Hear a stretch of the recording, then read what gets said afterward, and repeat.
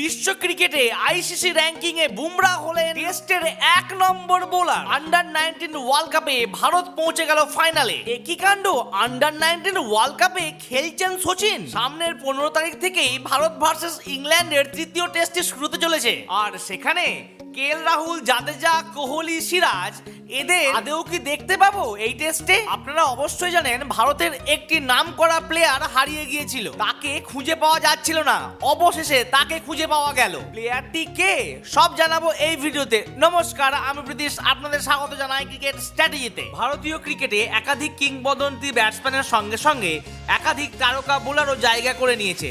বর্তমান সময় জসপ্রীত বুমরা তাদের মধ্যে অন্যতম। ইংল্যান্ডের বিরুদ্ধে চলমান টেস্টে দুর্দান্ত পারফরমেন্স করেছেন তিনি, আর এরই সুবাদে বুমরা হলেন আইসিসি র্যাঙ্কিং এর টেস্টের নাম্বার 1 বোলার। বর্তমানে ভারত বনাম ইংল্যান্ডের 5 ম্যাচের টেস্ট সিরিজ নিয়ে মানুষ উত্তেজনার তুঙ্গে। দুই দলই ইতিমধ্যে একটি করে ম্যাচ জিতে নিয়েছে।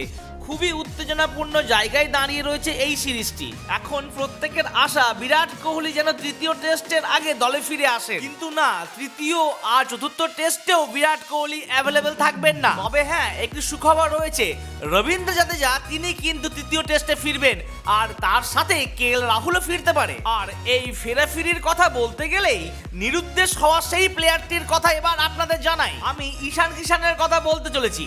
দক্ষিণ আফ্রিকা সফরের পর থেকেই খোঁজ পাওয়া যাচ্ছিল না তার। তিনি কোথায় জানতেন না ভারতীয় ক্রিকেট বোর্ডের কর্তারা, এমনকি জানতেন না ভারতীয় বর্তমান কোচ রাহুল দ্রাবিড়ও। অবশেষে তার খোঁজ পাওয়া গেল। সূত্রের খবর অনুযায়ী ঈশান কিষান রয়েছেন বড়োদায় কিরণ মোড়ে একাডেমিতে। সেখানে পান্ডিয়া ব্রাদার্সের সাথে তিনি অনুশীলন করছেন। এবার জানাবো আন্ডার 19 ওয়ার্ল্ড কাপের ব্যাপারে। তার আগে যদি ভিডিওটি ভালো লাগে তো লাইক করুন, চ্যানেলটি সাবস্ক্রাইব করুন, আর অল নোটিফিকেশন দিতে মোটেই ভুলবেন না। সচিন এই নামটি শুনলেই আমাদের সেই ভারতীয় ক্রিকেটের ভগবানের কথা মনে পড়ে যায়, অর্থাৎ সচিন টেন্ডুলকারের কথা। কিন্তু আন্ডার 19 ওয়ার্ল্ড কাপে সচিন টেন্ডুলকার নন, সচিন দাস।